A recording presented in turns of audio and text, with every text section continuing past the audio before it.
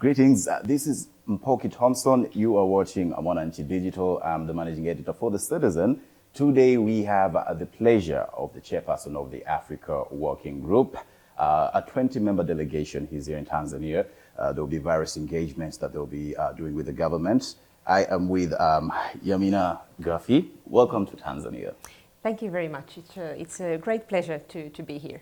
Yeah, indeed. So can you just give us a brief understanding of what the Africa Working Group is and what engagement specifically do you have with Tanzania or the Tanzanian government in general? Mm-hmm. Yes, so the Africa Working Party, COAFR, it's the geographic working party of the Council of the European Union. We have in the group the representatives of the 27 EU member states and also representatives of the EU institutions like the Commission and European External Action Service. And in Brussels, our role is to we deal with EU's foreign policy towards Sub-Saharan Africa, so we cover 48 countries, then also regional organizations, and we prepare also the decisions of the EU.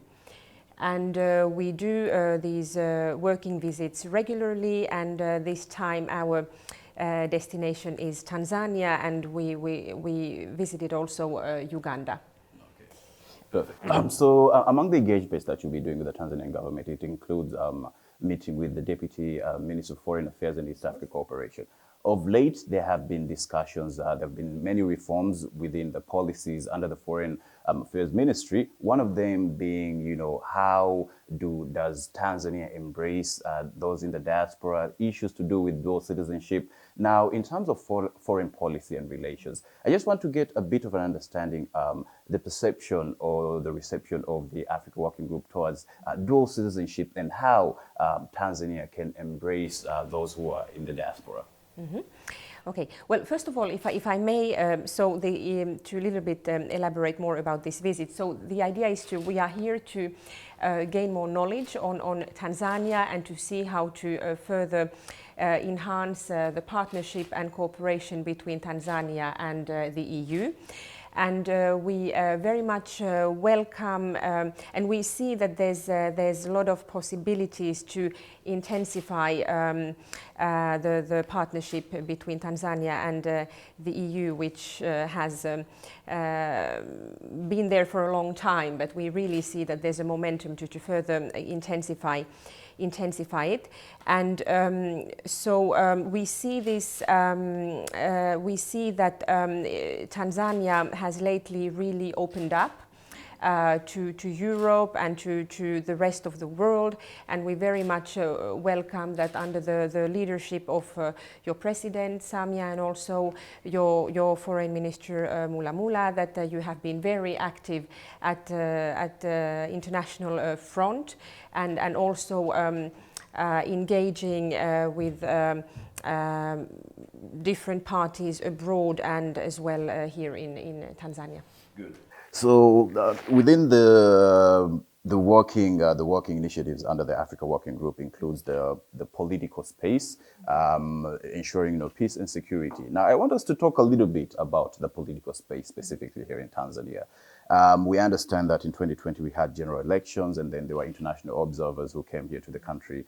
And at the moment, the current regime under President Samia is trying to create a more receptive or more engaging or a more peaceful political environment by working with the opposition. But there still seem to be some bit of discontent from the main opposition camp. Now, as the Africa Working Group and within your purview of ensuring that there is a peaceful political coexistence here in Tanzania, I just want to have your take on the current political situation here in Tanzania and your observation towards the 2020 elections. Well, our assessment at the moment is very positive, that we very much welcome President Samia's way of doing politics in an inclusive way. We have, during this visit, we have discussions with different parts of the Tanzanian society, with civil society, with the private sector, with different political parties, of course with the authorities authorities as well. And the messages we have had so far are positive, and our assessment as well that there is more political space, and that and in general the people we have met, that there is this positive atmosphere in your country, and also hope is very strongly there, that very positive signals. Of course there's always a lot to do, but I think that the steps taken so far, that there's the direction is very promising. Yeah, but more specifically, I just want to have your statement regarding specifically the 2020 general elections, because we understand that the Africa Working Group, you foster for credible and transparent elections, right? Now, with the reservations, what is your remark regarding the outcome of the elections and the remaining discontent that is currently tabled by the opposition to the International Court, and well, all these disputes that are ongoing? Just wanted to have your stance on that. Well, we are looking more towards the future, and then the elections you will be having in 2025, that to make sure now that we welcome that there is this dialogue with different political parties, and also among the leadership is dialoguing with different political parties, and then political parties among them are discussing more, that we are looking to the future and how to try to support inclusive and transparent and credible elections in 2025. Okay, perfect. So on to peace and security. We understand the DRC is the newest member of the East African community, but then again, there have been a bit of an escalation of conflict within the DRC, which in part now might ultimately affect the wider East African community, the 7 member states. What is the Africa Working Group perhaps helping the EAC in terms of tackling these inner conflicts within some of the member states of the East African community?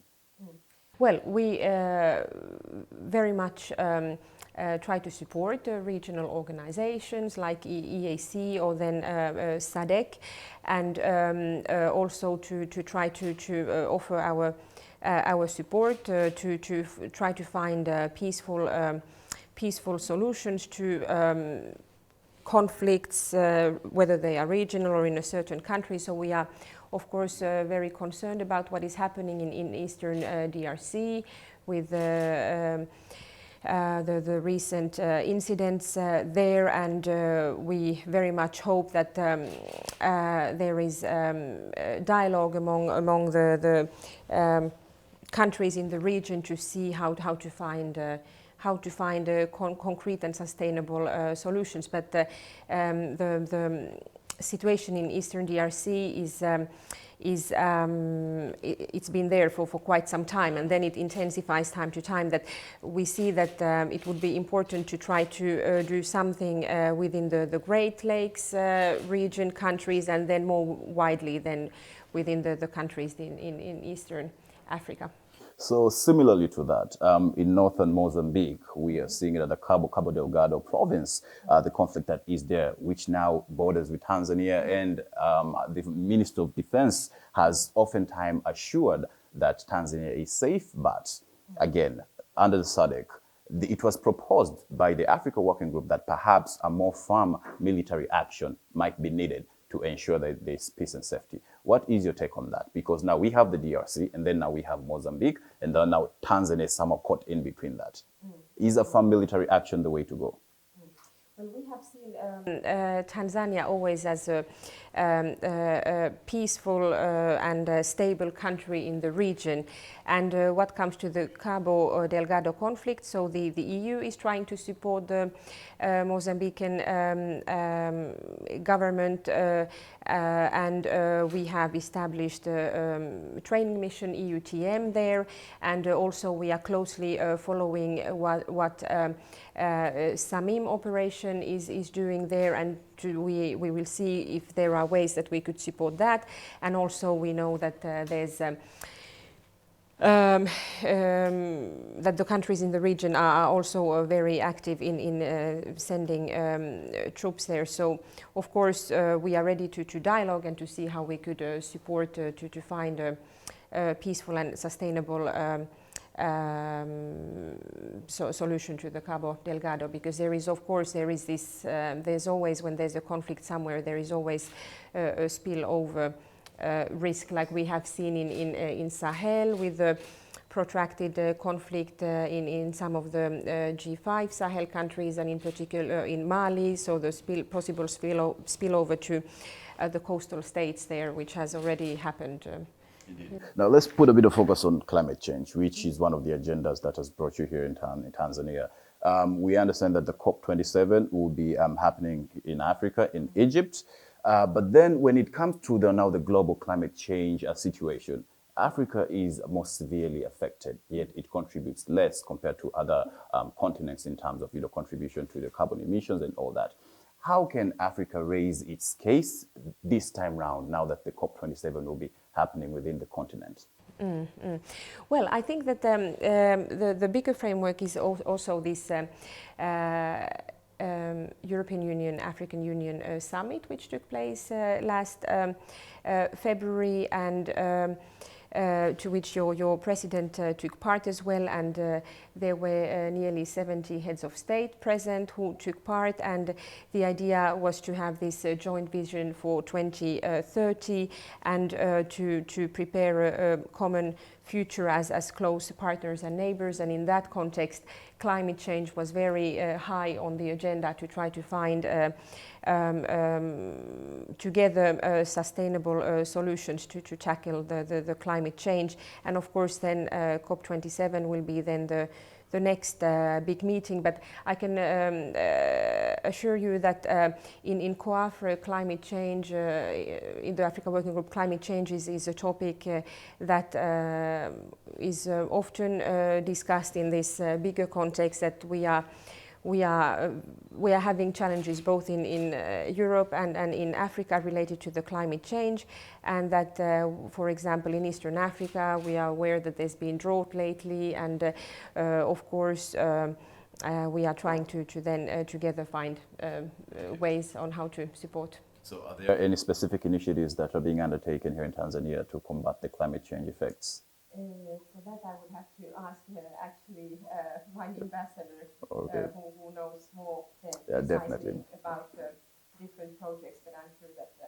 yes, have something. we'll get into that. Yeah. We'll get into that. Now, let's talk a bit about the AgriConnect program, which is related to enabling farmers in both mainland Tanzania and in Zanzibar to mitigate post-harvest losses and also add value to their produce. So just give us a bit of an understanding of what the AgriConnect program is. Well, we will be actually visiting it only tomorrow. So I don't have, unfortunately, much knowledge yet about it, because we will be visiting it only tomorrow. So. Okay. But then now let's look at the bigger issues that are affecting the agriculture sector here in Tanzania. Post-harvest losses, that's a big issue. And also the lack of local farmers having the capability to add value to their produce, which in the end limits their earnings when it comes to the local market, but also international market. In the wider context, how can the Africa Working Group help address such situations that are facing the agriculture sector in Tanzania? Well, we discuss every country several times per year, and we receive, of course, information from our ambassador here and all the EU ambassadors. So we receive these reports, and then they have some suggestions. So our role is to also give guidance here.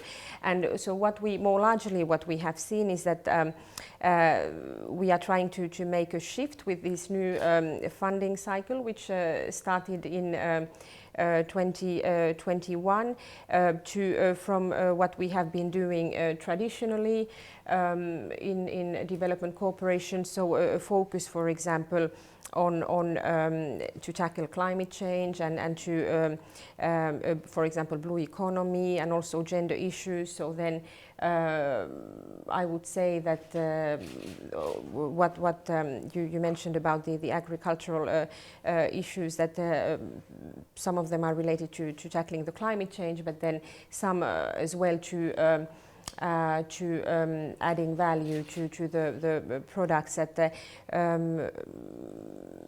what I can also say is that there's a lot of European businesses who would be interested to come to Tanzania and to invest here, and in that perspective also to the agricultural sector. And also we are facing this new geopolitical situation where food prices are going up, that it's even more important to see whether each country could increase its own production, but also then to see whether there's possibility to export as well. Well, great. Now, how can Tanzania and the Africa Working Group perhaps enhance the relations, of course, considering the current existing ones? What do you think, what are the other areas of possible enhancement of relations with the way we cooperate? Well, we are here to try to find out that, and so far we have had really good meetings. We think that one thing is that, for example, so we have these very strong partnerships founded on decades of friendship and cooperation and shared interests. So one fora could be the multilateral, to see what we could do at UN and different other international organizations, for example, to tackle climate change. Also to really strengthen democracy, fundamental freedoms and rule of law, both in Europe and in Africa and in Tanzania. It's not that we don't have any issues in Europe. And then in general to work, one very important topic for us, and we see that there's a lot of possibilities, is gender issues, and then empowering women and youth, to really try to find ways to give equal opportunities and empower them, that they could have a stronger role in the society. So those, to mention few. Perfect. Well, Yami, it's been a pleasure talking to you. We're looking forward to the engagements and also the cooperation between Tanzania and the Africa Working Group. Enjoy your stay in Tanzania. Thank you very much. Okay, you were with me, Poki Thompson. This is Mwananchi Digital for the Citizen. Until next time.